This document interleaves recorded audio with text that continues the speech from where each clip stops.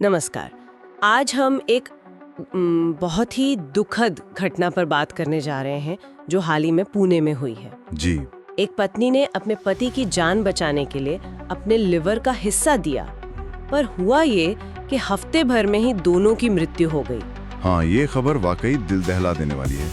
हमारे पास इससे जुड़ी एक न्यूज़ रिपोर्ट है और आज हम कोशिश करेंगे कि इस पूरी घटना के तथ्यों को समझें, इसके अलग अलग पहलू क्या हैं, क्या सवाल उठ रहे हैं, उन पर गौर करें। और ये भी समझने की कोशिश करें कि कैसे एक इतना नेक इरादा, इतना बड़ा कदम एक भयानक त्रासदी में बदल गया।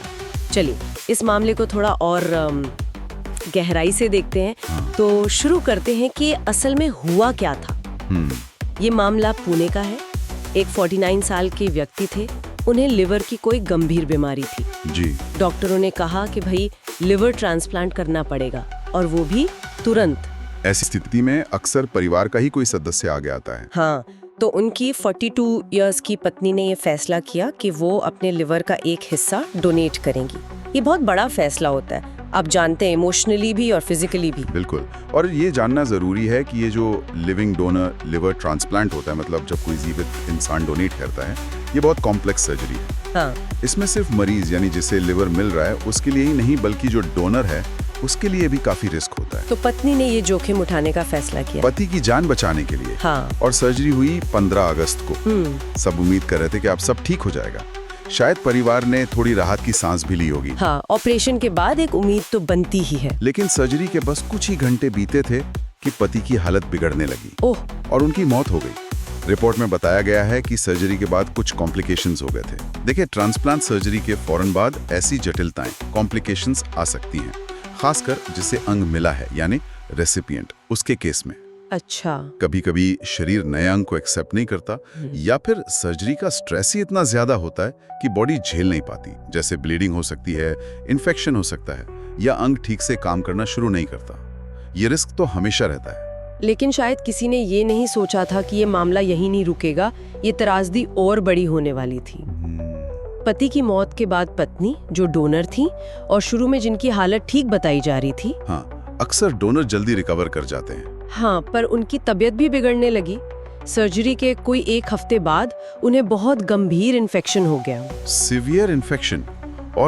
और वो इन्फेक्शन इतना फैल गया कि उनके कई अंगों ने एक साथ काम करना बंद कर दिया। Multi organ failure? ये तो बहुत ही खतरनाक स्थिति है। जी। और फिर सारी कोशिशों के बाद भी उनकी भी मृत्यु हो गई। हे भगवान, मतलब एक हफ्ते के अंदर दोनों? हाँ, पूरा परिवार ही उजड़ गया। सोचकर भी अजीब लगता है कि उन पर क्या बीत रही होगी। ये वाकई असाधारण रूप से दुखद है, खासकर डोनर की मृत्यु होना। हाँ, क्योंकि आमतौर पर लिविंग डोनर सर्जरी को रेसिपिएंट की सर्जरी से कम जोखिम भरा मानते हैं। डोनर तो पहले से स्वस्थ होता है, ये पहली शर्त होती है। तो फिर ऐसा कैसे हुआ कि वो पहले ठीक थी और फिर अचानक इतना सिवियर इन्फेक्शन और मल्टी ऑर्गन फेलियर? ये सवाल तो उठता है। बिल्कुल, ये बहुत गंभीर सवाल खड़े करता है पूरी प्रक्रिया पर। और इस दुखद कहानी का एक और पहलू है जो अक्सर ऐसी घटनाओं में सामने आता है, वो है पैसों का बोझ। पता चला है कि इस सर्जरी का खर्चा उठाने के लिए परिवार ने अपना घर तक गिरवी रख दिया था। तो अब वो ना सिर्फ अपनों को खो चुके हैं, बल्कि उन पर भारी कर्ज भी है। ये ट्रांसप्लांट जैसी बड़ी मेडिकल प्रक्रियाओं की एक कड़वी सच्चाई है। ये जीवन बचाने वाली तो होती हैं, पर इनका खर्च इतना ज्यादा होता है कि कई बार परिवार आर्थिक रूप से टूट जाते हैं। मतलब भावनात्मक सदमे के साथ साथ ये आर्थिक तबाही भी। हाँ, दोनों से जूझना पड़ता है। और जाहिर है, इतने बड़े नुकसान और मुश्किल हालात में अब परिवार ने अस्पताल पर सीधा सीधा आरोप लगाया है। क्या आरोप? मेडिकल नेग्लिजेंस का, मतलब चिकित्सीय लापरवाही का। उनका मानना है कि अस्पताल की गलती या अनदेखी की वजह से उनके अपनों की जान गई। ये बहुत बड़ा आरोप है। इसका मतलब है कि परिवार कह रहा है कि डॉक्टरों या अस्पताल ने वो स्टैंडर्ड केयर नहीं दी जिसकी उम्मीद की जाती है। हाँ। या जो तय प्रक्रियाएं हैं उनमें कोई चूक हुई जिस वजह से ये दुखद नतीजा निकला। उनका गुस्सा और न्याय की मांग तो स्वाभाविक है ऐसी स्थिति में। और इसीलिए वो अब इस पूरे मामले की एक गहन जांच चाहते हैं, थरो इन्वेस्टिगेशन, ताकि सच सामने आए और अगर कोई जिम्मेदार है तो उसे सजा मिले। बिल्कुल जायज मांग है। ऐसी घटनाओं में पारदर्शिता, ट्रांसपेरेंसी बहुत जरूरी है। न सिर्फ उस परिवार के लिए बल्कि आगे ऐसी घटनाएं रोकने और मेडिकल सिस्टम में लोगों का भरोसा बनाए रखने के लिए भी। मामले की गंभीरता को देखते हुए अब प्रशासन भी हरकत में आया है। महाराष्ट्र के जो स्वास्थ्य अधिकारी हैं, उन्होंने उस अस्पताल को नोटिस जारी किया है। ये एक स्टैंडर्ड प्रोसीजर है जब भी किसी अस्पताल में ट्रांसप्लांट जैसी बड़ी सर्जरी के बाद मौत होती है, और खासकर जब लापरवाही के आरोप लग रहे हों, तो हेल्थ डिपार्टमेंट जांच करता ही है। उनकी जिम्मेदारी है ये। इस नोटिस में अस्पताल से कई अहम बातें पूछी गई हैं, जैसे पूरी ट्रांसप्लांट प्रक्रिया कैसे हुई, उसका पूरा ब्यौरा दो। डोनर और रेसिपिएंट के बीच जो कंपैटिबिलिटी टेस्ट होते हैं, यानी संगतता परीक्षण, वो हुए थे या नहीं। ये बहुत जरूरी है। अगर हुए थे तो उनकी रिपोर्ट क्या थी, क्या वो मेडिकली फिट थे इस प्रक्रिया के लिए। जी। और एक बहुत जरूरी सवाल, क्या अस्पताल के पास इस तरह का लिवर ट्रांसप्लांट करने का वैलिड लाइसेंस है भी या नहीं। ये सारे सवाल बहुत महत्वपूर्ण हैं जांच के लिए। कंपैटिबिलिटी टेस्ट ये पक्का करने के लिए होते हैं कि शरीर अंग को रिजेक्ट ना करे। अच्छा। प्रक्रिया का ब्यौरा बताएगा कि क्या सारे प्रोटोकॉल फॉलो हुए, और लाइसेंस का सवाल तो अस्पताल की काबिलियत और परमिशन पर ही सवाल उठा देता है। ये सब नेग्लिजेंस के आरोपों की जांच में बहुत अहम होगा। फिलहाल पति और पत्नी दोनों की ऑटोप्सी हो चुकी है। पोस्टमार्टम? हाँ, पोस्टमार्टम, लेकिन रिपोर्ट्स अभी आई नहीं है। उनका इंतजार है। उम्मीद है कि रिपोर्ट से मौत के असली कारणों का पता चलेगा। पोस्टमार्टम रिपोर्ट इस केस में एक बहुत अहम साइंटिफिक सबूत होगी। चला, या फिर सर्जरी में या बाद की देखभाल में कोई ऐसी चूक हुई जिसे लापरवाही माना जा सके। रिपोर्ट आने पर ही तस्वीर ज्यादा साफ होगी। जब तक रिपोर्ट्स नहीं आती, ये घटना हमें उन जोखमों पर सोचने को मजबूर करती है जो ऐसी जटिल सर्जरी में होते हैं। आपने पहले लिविंग डोनर ट्रांसप्लांट के जोखमों की बात की थी। क्या हम डोनर के लिए जोखमों पर थोड़ी और बात कर सकते हैं, क्योंकि ध्यान अक्सर रेसिपिएंट पर ज्यादा रहता है। हाँ जरूर। देखिए, जब कोई स्वस्थ व्यक्ति अपने लिवर का हिस्सा दान करता है तो ये उसके लिए भी एक बहुत मेजर सर्जरी है। लिवर में ये खूबी होती है कि वो रीजनरेट कर सकता है, यानी दोबारा बढ़ सकता है। हाँ, सुना है। लिवर सेल्स, हेपेटोसाइट्स, उनमें डिवाइड होकर अंग को वापस नॉर्मल साइज में लाने की काबिलियत होती है। ये डोनर और रेसिपिएंट दोनों में होता है, लेकिन सर्जरी खुद में जोखिम भरी है। किस तरह के जोखिम? डोनर के लिए जो मुख्य रिस्क हैं, उनमें सर्जरी के दौरान या बाद में बहुत ज्यादा ब्लीडिंग होना, इन्फेक्शन का खतरा, बाइल लीक यानी पित्त का रिसाव जहां से लिवर काटा गया है, अच्छा, फेफड़ों में इन्फेक्शन या खून के थक्के जमना, ब्लड क्लॉट्स, और एनेस्थीसिया से जुड़ी दिक्कतें शामिल हैं। ओह। हालांकि ये जानना भी जरूरी है कि डोनर की मृत्यु होना बहुत ही रेयर है, अत्यंत दुर्लभ। आंकड़े बताते हैं कि ये 0.2% से 0.5% केस में ही होता है। मतलब 1000 में 2 से 5 लोग। हाँ, लगभग। लेकिन रेयर होते हुए भी ये एक वास्तविक रिस्क है, और डोनर को सर्जरी से पहले इसकी पूरी जानकारी देना अनिवार्य है। इस मामले में जो बात सबसे ज्यादा चौंका रही है वो ये कि पत्नी शुरू में ठीक थी, स्टेबल थी, फिर अचानक ये इतना गंभीर इन्फेक्शन और मल्टी ऑर्गन फेलियर कैसे हो गया? क्या वजह हो सकती है इसकी? ये वाकई जांच का एक बहुत अहम बिंदु है। देखिए, कई वजह हो सकती हैं और बिना जांच रिपोर्ट के पुख्ता तौर पर कुछ कहना मुश्किल है। एक संभावना ये है कि सर्जरी के दौरान कोई छुपा हुआ इन्फेक्शन, लेटेंट इन्फेक्शन शरीर में एक्टिव हो गया हो। अच्छा। दूसरी संभावना हॉस्पिटल एक्वायर्ड इन्फेक्शन, मतलब अस्पताल से ही कोई इन्फेक्शन लग गया हो। ये कभी-कभी एंटीबायोटिक दवाओं के लिए रेजिस्टेंट भी होते हैं, जिन पर दवाएं असर नहीं करती। हाँ, सुना है ऐसे इन्फेक्शंस के बारे में। तीसरी बात, कभी-कभी शरीर बड़ी सर्जरी के तनाव पर, स्ट्रेस पर बहुत तेजी से रिएक्ट करता है। इससे इम्यून सिस्टम, हमारी रोग प्रतिरोधक क्षमता एकदम से कमजोर पड़ जाती है। और फिर छोटा सा इन्फेक्शन भी तेजी से फैलकर सेप्सिस का रूप ले लेता है। सेप्सिस? ये क्या होता है? सेप्सिस वो हालत है जब इन्फेक्शन पूरे शरीर में फैल जाता है और बॉडी का अपना रिएक्शन ही ऑर्गन्स को नुकसान पहुंचाने लगता है। इससे मल्टी ऑर्गन फेलियर हो सकता है। बाप रे। ये भी हो सकता है कि बाइल लीक जैसी कोई कॉम्प्लिकेशन हुई हो जिसका पता टाइम पर नहीं चला और उसने इन्फेक्शन का रूप ले लिया। असली वजह जानने के लिए पोस्टमार्टम रिपोर्ट और अस्पताल के रिकॉर्ड्स की बारीकी से जांच करनी होगी। क्या इन्फेक्शन के शुरुआती लक्षणों को पकड़ने में देरी हुई? क्या सही एंटीबायोटिक्स दी गई? ये सब देखना होगा, है ना? बिल्कुल, और ये बातें सीधे सीधे अस्पताल के प्रोसीजर्स और ऑपरेशन के बाद की देखभाल यानी पोस्ट ऑपरेटिव केयर पर सवाल उठाती हैं, खासकर डोनर के मामले में। हाँ, परिवार के आरोप और हेल्थ डिपार्टमेंट का नोटिस भी तो इसी तरफ इशारा कर रहे हैं। बिल्कुल, जांच में ये जरूर देखा जाएगा कि क्या कंपैटिबिलिटी टेस्ट ठीक से और पूरे हुए थे। सिर्फ ब्लड ग्रुप मैच करना काफी नहीं होता। अच्छा। हाँ, और भी कई टेस्ट होते हैं। क्या डोनर की सर्जरी से पहले की जांच, प्री ऑपरेटिव असेसमेंट ठीक से हुई थी? कहीं कोई अंदरूनी हेल्थ प्रॉब्लम तो नहीं थी जिसे नजरअंदाज किया गया? और सबसे जरूरी, ऑपरेशन के बाद डोनर की मॉनिटरिंग कैसे हो रही थी?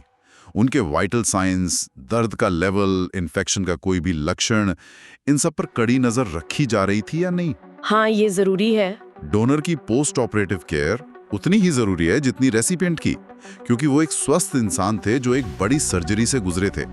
जरा सी भी चूक के गंभीर नतीजे हो सकते हैं, जैसा शायद इस केस में हुआ।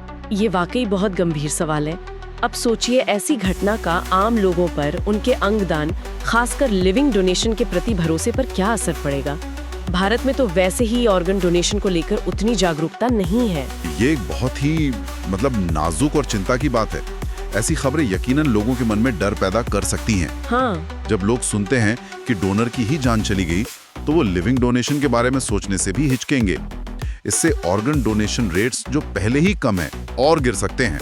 और इसका असर उन हजारों मरीजों पर पड़ेगा जो ट्रांसप्लांट का इंतजार कर रहे हैं। बिल्कुल, ये उनके लिए बहुत बुरी खबर होगी। तो फिर क्या करना चाहिए? क्या ऐसी घटनाओं को छुपाना चाहिए? नहीं, बिल्कुल नहीं। छुपाना तो हल नहीं है, वो तो भरोसे को और तोड़ेगा। रास्ता है ट्रांसपेरेंसी और सुधार का। कैसे?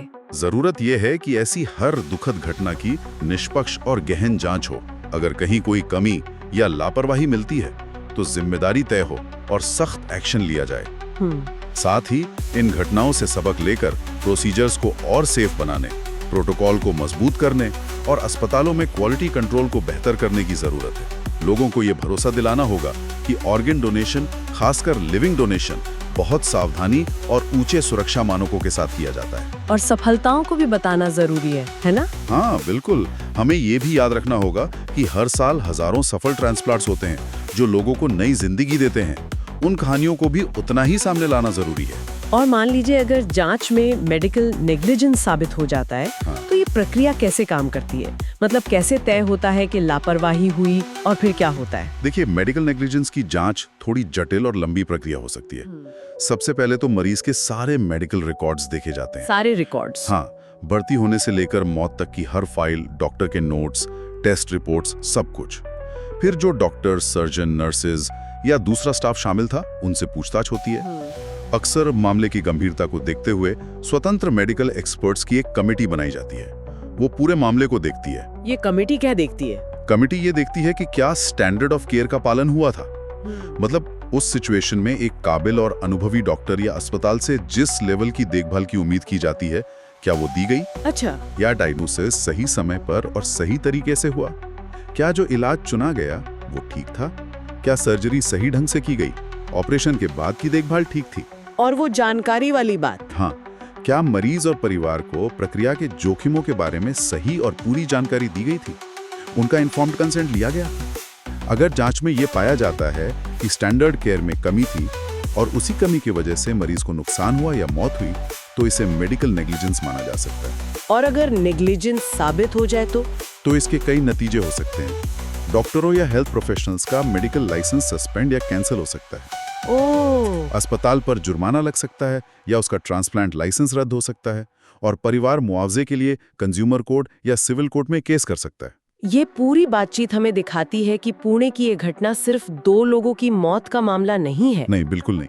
ये अंगदान की जटिलताओं, मेडिकल साइंस की अपनी सीमाओं, इन प्रक्रियाओं से जुड़े गंभीर जोखिमों, पेशेंट सेफ्टी के महत्व और एक परिवार पर टूटे दुख और कर्ज के पहाड़ को उजागर करती है। बिल्कुल, ये हमें याद दिलाता है कि मेडिकल तरक्की और चमत्कारों के बावजूद अनिश्चितताएं और खतरे हमेशा रहते हैं, खासकर ट्रांसप्लांट जैसी जटिल प्रक्रियाओं में। और जब जीवन बचाने का एक इतना निस्वार्थ कदम, एक पत्नी का अपने पति के लिए अपने शरीर का अंग देना, इस तरह की त्रासदी में बदल जाता है, तो ये हमें कई लेवल पर सोचने पर मजबूर करता है। ये सिर्फ व्यक्तिगत नुकसान पर दुखी नहीं करता, बल्कि पूरी हेल्थ केयर सिस्टम पर भी सवाल खड़े करता है। सही कहा। ये सोचने वाली बात है कि हम कैसे ये पक्का करें कि सबसे ऊंचे दर्जे की विशेषज्ञता और देखभाल हर मरीज तक पहुंचे, खासकर ऐसी जोखिम भरी प्रक्रियाओं में। और शायद यही वो सवाल है जिस पर हमें रुककर सोचना चाहिए। जब एक नेक इरादा ऐसी त्रासदी में बदलता है, तो ये हमें सिर्फ दुख मनाने का नहीं, बल्कि सीखने का भी मौका देता है। इस घटना से सबक लेते हुए सिस्टम के लेवल पर, प्रोसीजर के लेवल पर और निगरानी के लेवल पर हम क्या ठोस कदम उठा सकते हैं ताकि भविष्य में ऐसी त्रासदियों को जहां तक हो सके रोका जा सके। ये सवाल सिर्फ उस अस्पताल या उन डॉक्टरों के लिए नहीं है, बल्कि पूरी मेडिकल बिरादरी और पॉलिसी बनाने वालों के लिए है कि पेशेंट सेफ्टी और ट्रांसपेरेंसी को कैसे और मजबूत किया जाए।